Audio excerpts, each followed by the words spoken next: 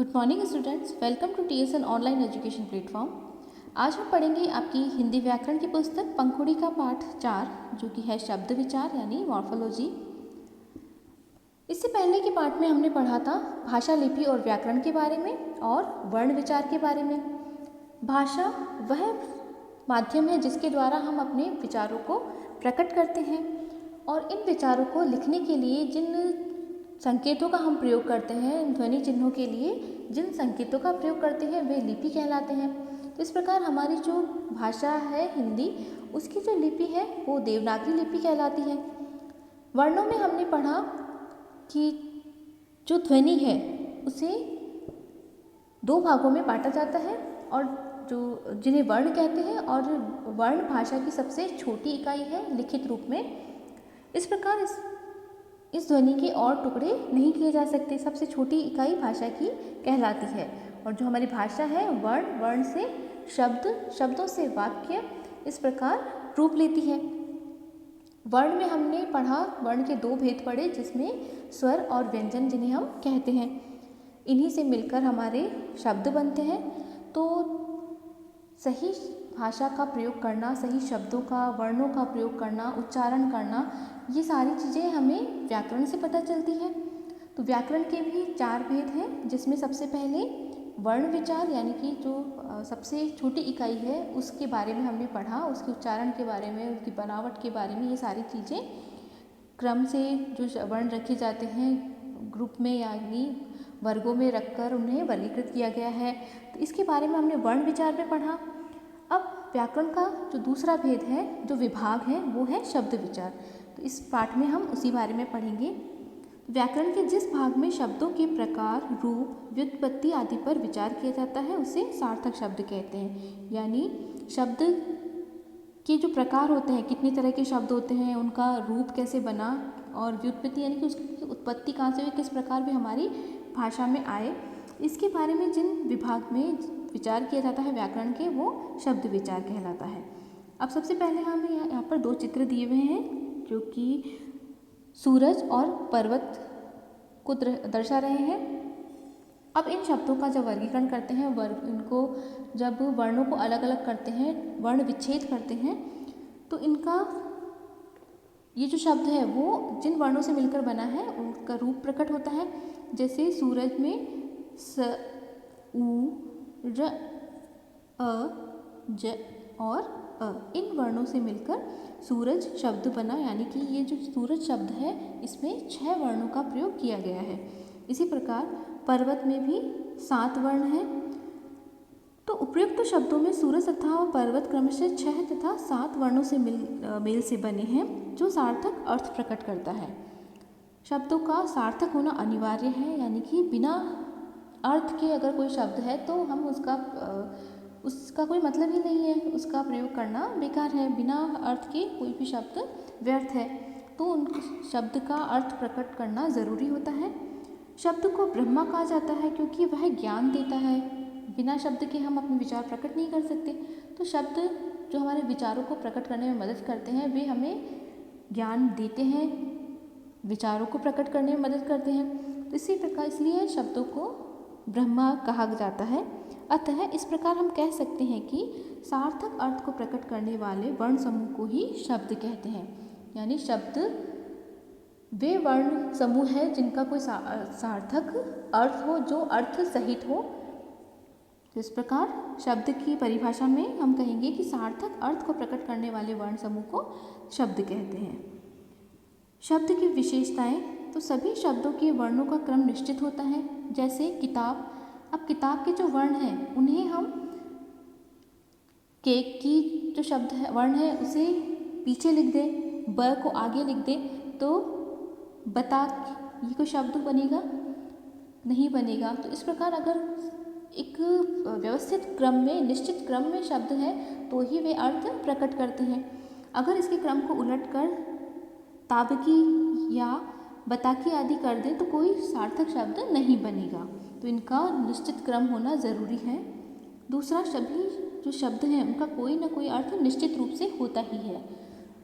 अगर सार्थक शब्द है तो दिखते सी बात है सा अर्थ, यानी कि अर्थ के सहित। तो अगर कोई अर्थ सहित शब्द है तो उसका कोई ना कोई मीनिंग, कोई ना कोई रूप भी निश्चित होगा और उसका अर्थ भी ज़रूर होगा। तो सभी शब्दों का कोई ना कोई अर्थ निश्चित रूप से होता ही है। शब्दों के द्वारा ही वाक्य रचना होती है, यानी जो भी हम वाक्य बोलते हैं उनमें वो कैसे बनते हैं, शब्दों के समूह से। यानी वाक्यों के लिए ज़रूरी है सार्थक शब्द और शब्दों का समूह होना किसी भी वाक्य रचना के लिए आवश्यक है। अब देखते हैं पद। तो जब शब्दों का प्रयोग किसी वाक्यों में किया जाता है तो वे पद कहलाते हैं। यानी स्वतंत्र रहने वाला शब्द व्याकरणिक संस्कार पाकर पद बन जाता है। जैसे पापा ने रोहन को घुमाया, यह वाक्य पापा रोहन घुमाया शब्द से बना है, लेकिन वाक्य में प्रयुक्त होने पर पापा ने रोहन को घुमाया पद बन जाएगा। तो यानी किसी वाक्य में जब उन सार्थक शब्दों का प्रयोग होता है तो वे पद कहलाते हैं, और उन्हीं पदों को अलग अलग करके अव्यवस्थित क्रम में लिख दिया जाए तो वे फिर से शब्द बन जाते हैं।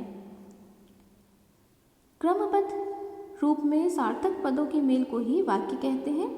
वाक्यों की रचना होती है। वाक्यों में पदों का क्रम सबसे पहले कर्ता, कर्म, फिर क्रिया होती है। जैसे स्वाति निबंध लिख रही है, तो यहाँ पर सबसे पहले कर्ता जो काम को करता है, करने वाला, उसके बाद उसका कर्म जो कार्य उसके द्वारा किया जाता है, और उसके बाद जो क्रिया वह कर रहा है उसके बारे में लिखते हैं। जैसे स्वाति करता है जो कार्य को कर रही है, अब उसका कर्म है बताया गया है निबंध। निबंध वह लिखना उसका काम है, और जो क्रिया है निबंध को क्या कर रही है, याद कर रही है या लिख रही है। तो यहाँ पर उसका क्रिया जो है निबंध की वह लिख रही है आएगा शब्द। तो इस प्रकार ये एक क्रम होता है वाक्य रचना के लिए, वाक्य को बनाने के लिए। इसके बारे में हम आगे पढ़ेंगे।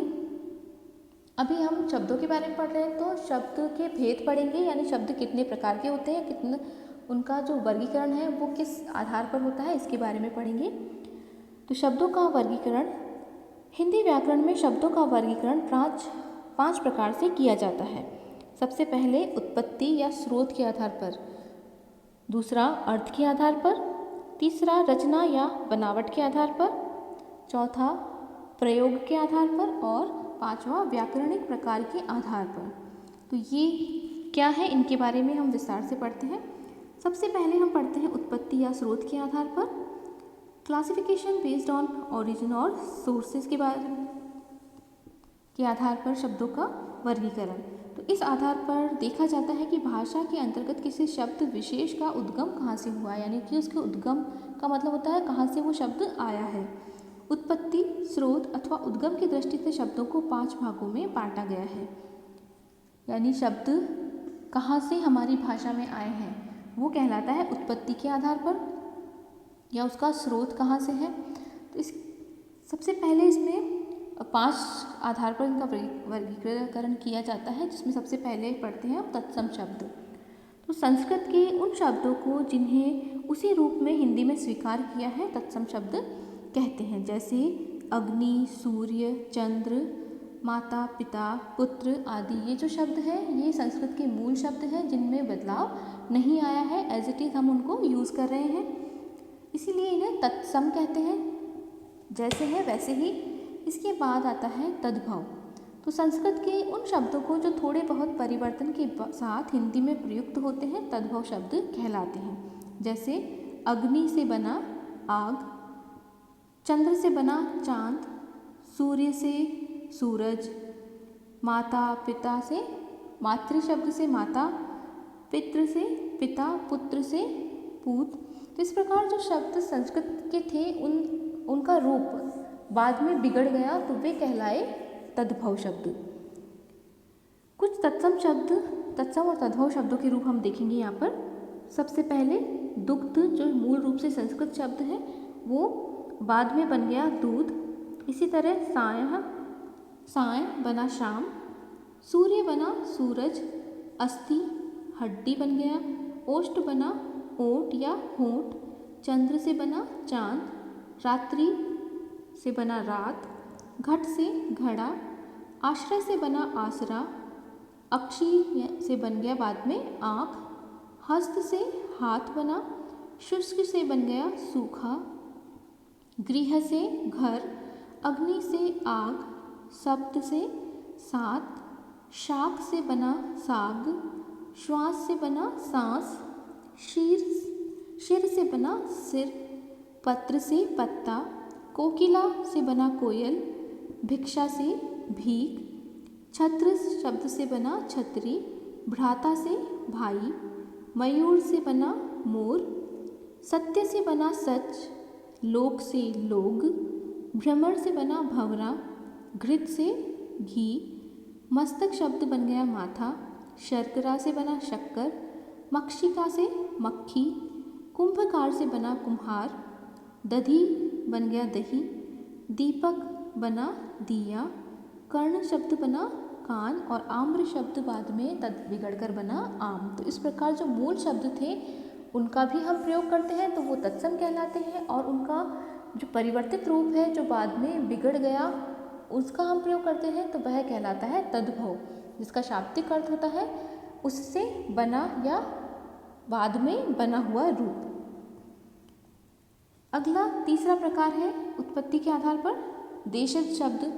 तो वे शब्द जिनका स्रोत पता न हो और वे विदेशी भी न हो देशज शब्द कहलाते हैं। यानी कि जो हमारी आम बोलचाल की भाषा है, हमारे क्षेत्र विशेष में बोली जाती जो बोलियां बोली जाती हैं, उनके शब्द जो हमारी हिंदी में भी मिक्स हो गए हैं वे देश के शब्द या देशज शब्द कहलाए।